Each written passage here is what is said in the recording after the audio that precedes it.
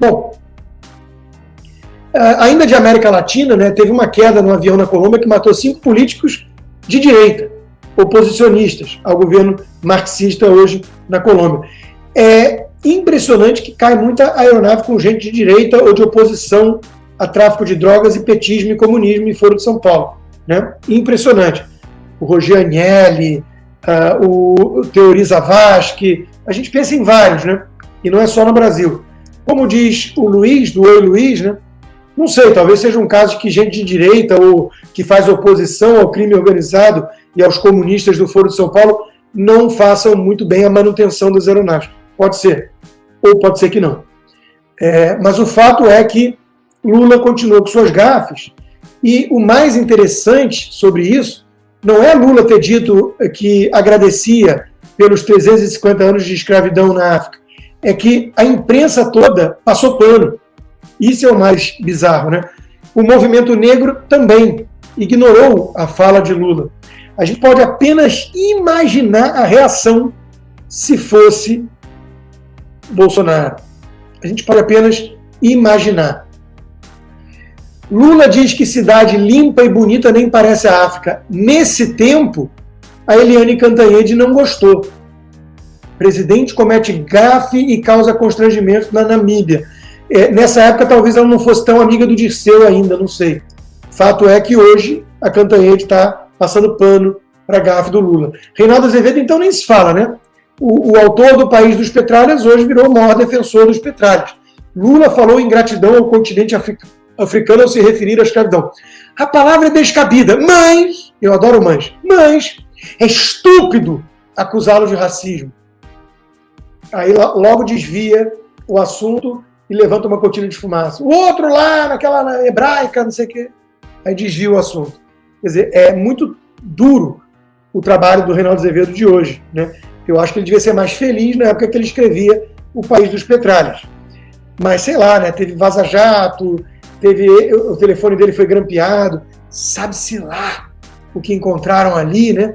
E ele mudou muito. Esse que é o ponto. É o Supremo. Agora, os intocáveis são eles. São eles. Lula propõe prisão por até 40 anos para quem atentar contra a vida de ministros do STF ou o presidente e ao Estado de Direito. Vamos lembrar algumas coisinhas. Primeiro, a imprensa está chamando o entrevero daquele cara, daquele cidadão, com o Alexandre de Moraes e o filho dele no aeroporto de Roma, de atentado ao Estado de Direito. Então, hoje em dia, teve uma discussão. O cara virou para sua mulher e falou: e você afastou ele com o braço? Prisão de 40 anos. É isso que eles estão querendo. Eu estou apenas seguindo as conclusões, as premissas deles e levando as conclusões lógicas. Eles chamaram aquilo que aconteceu no aeroporto de Roma, que nem viram as imagens, de atentado ao Estado Democrático de Direito. E o Lula está querendo agora propor 40 anos de prisão para isso, para esse crime. Ao mesmo tempo que eles querem sempre afrouxar com traficantes, com marginais, bandidos, ladrões. Outra coisa, somos todos cidadãos e devemos ter o mesmo tratamento perante a lei. O que eles estão querendo dizer com isso? Já existe o crime de atentar contra a vida de alguém. Eu sou a favor de ser mais de 40 anos. Se atentar mesmo contra a vida de qualquer um. Agora, por que atentar contra a vida de ministro ou presidente é mais anos de prisão? Porque eles são melhores do que a gente? Nós somos os réis mortais e eles são superiores? Não diga que essa é a premissa deles. Alexandre é feito de ouro? É um ser humano melhor? É um brasileiro mais elevado? É tudo muito absurdo e denota a mentalidade deles. Eles se enxergam, se consideram os ungidos da Torre de Marfim, que olham de cima para os animais selvagens. É ou não é? Artigo 5º. Todos são iguais perante a lei, sem distinção de qualquer natureza, garantindo-se aos brasileiros e aos estrangeiros residentes no país a inviolabilidade do direito à vida, à liberdade, à igualdade, à segurança e à propriedade. A gente sabe que, na prática, tudo isso é ignorado, né? Minha propriedade foi tomada, confiscada, sem nenhum crime. Meu dinheiro está todo congelado no Brasil. sem nenhum crime, e por aí vai. Mas estamos em boa companhia, né? Países onde criticar políticos prevê punição. Camboja, Coreia do Norte, Cuba, Congo, Gabão, onde Lula foi aprender como ficar no poder 37 anos, Irã, Líbia, Nicarágua, Ruanda, Rússia, Sudão, Síria, Uganda e Venezuela. Mas vem aí o projeto de lei da filha do Eduardo Cunha ou do Renan Calheiros, cada um tem um projeto, né, para criminalizar a crítica na prática aos políticos. É isso que estão construindo no Brasil. Cidadão desarmado, Estado todo absolutista, l'état c'est moi, o Estado sou eu, Luís XIV, foi tema da minha coluna para a Gazeta do Povo, né, sobre a postura do Alexandre de Moraes nessa história da Itália.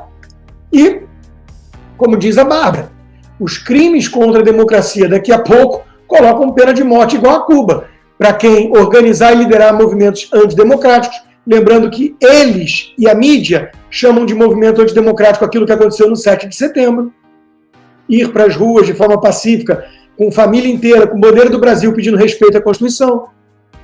Está tudo muito claro o que está acontecendo.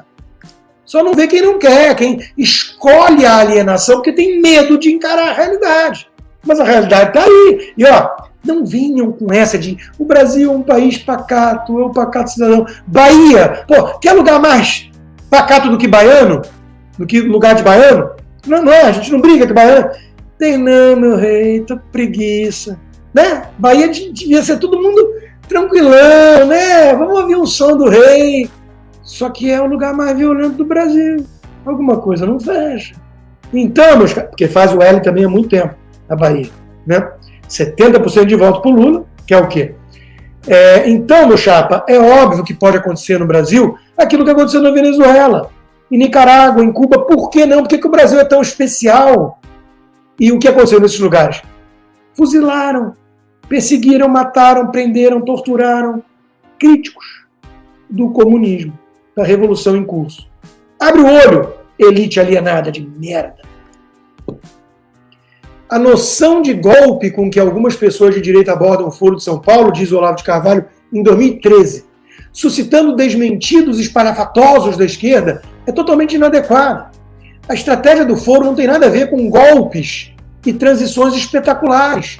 É a revolução permanente, obstinada, incessante, variando de camuflagem dia após dia, que nem camaleão. Já viram um camaleão andando em cima da banana? Ele fica amarelo.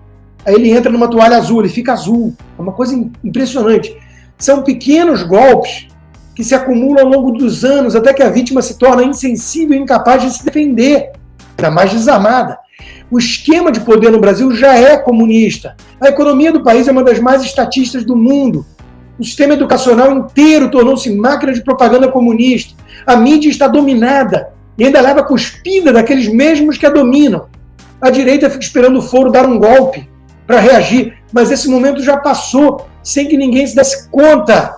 Não faz sentido lutar contra uma conspiração quando a conspiração já venceu e já mudou o sistema.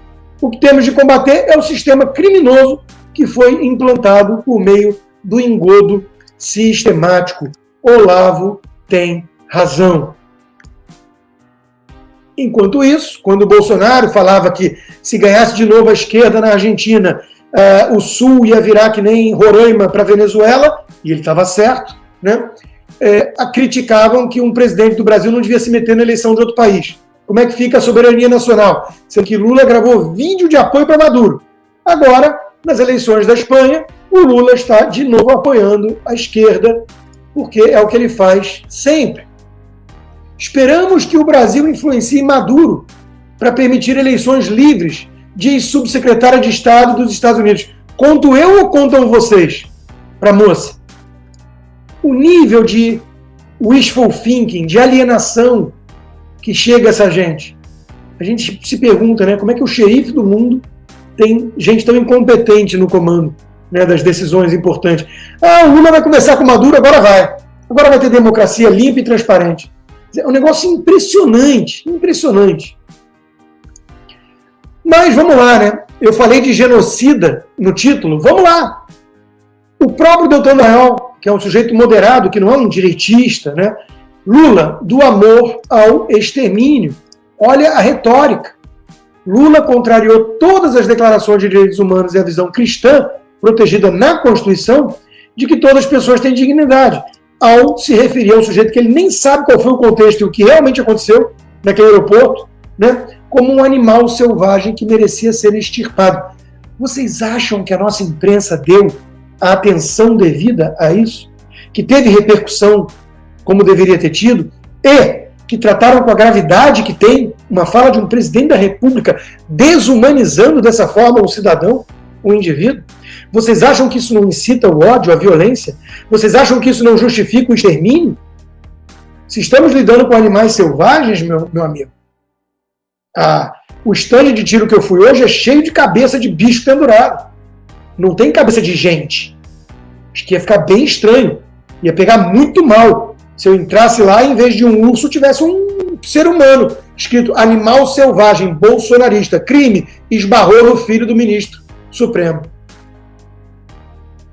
Vocês acham que o Lula não está incentivando o genocídio? Porque eu tenho certeza que está. Isso é muito grave. Eu resenhei para o Oeste o livro Subhuman, sobre a desumanização na história. Não foi só o nazismo com o Holocausto, não.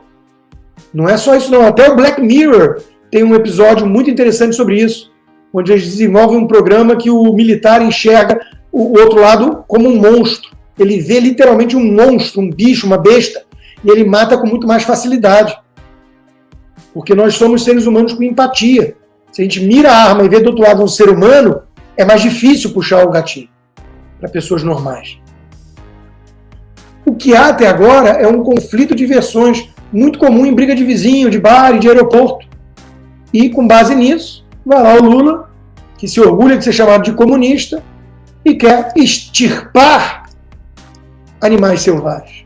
Flávio Gordon também, na sua coluna, bateu nisso. Retórica genocida. Temos que usar o termo, até porque comunista sempre acusou os outros daquilo que eles são. Como eles repetiram tanto, genocida, genocida, genocida, é porque a gente sabe que eles defendem o genocídio.